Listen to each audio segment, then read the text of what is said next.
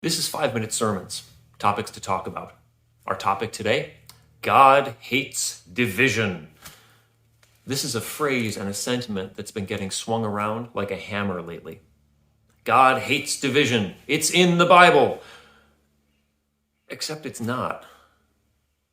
The phrase or the idea that God hates division as a blanket statement is nowhere in the Bible. In 50-odd places, division, divides, the idea of separating things is used. Most of the time, God is the one doing the dividing.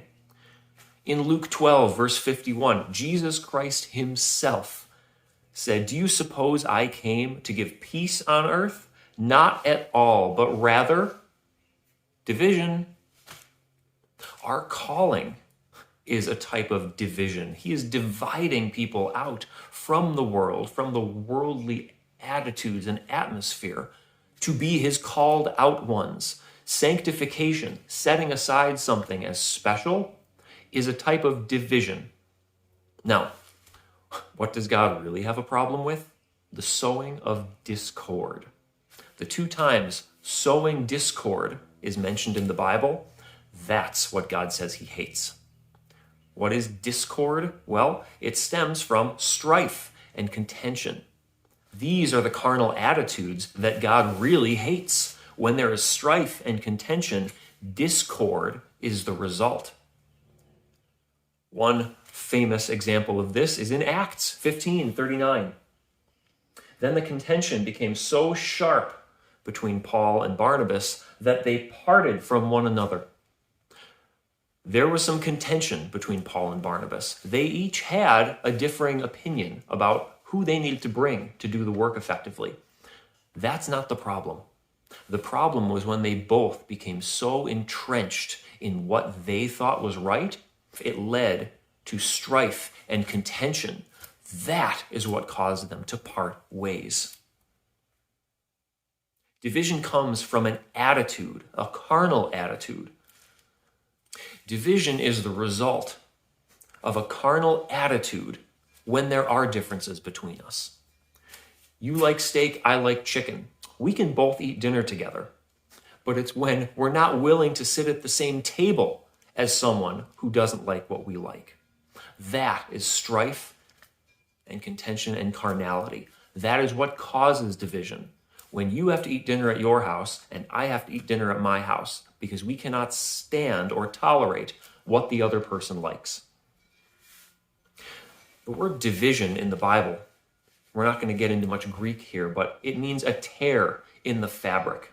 It's not 2 things being separate. It's 2 things being torn apart.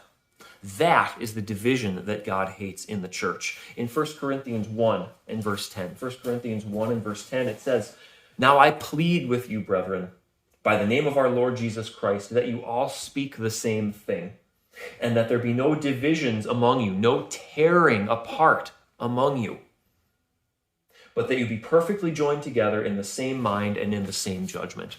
Now, let's be honest. We're not robots. We are not literally going to say the same words as everyone else.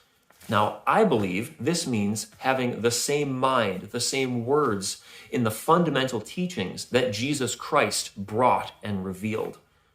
We are still allowed to have our own opinions. We're still allowed to have our own thoughts. I can like steak and you can like chicken, and we can still have dinner together. What's the solution to contentious strife? Well, oddly enough, it's the opposite. It's the fruits of the Spirit. Love, peace, patience, long-suffering, self-control. These are the things that get rid of strife and contention. They prevent and destroy contention from ever actually happening. If you have patience, long-suffering, self-control with someone who has a different opinion than you, there's no argument. There's no fuel for the fire.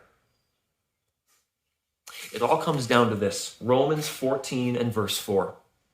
"Who are you to judge another's servant? You're not my servant.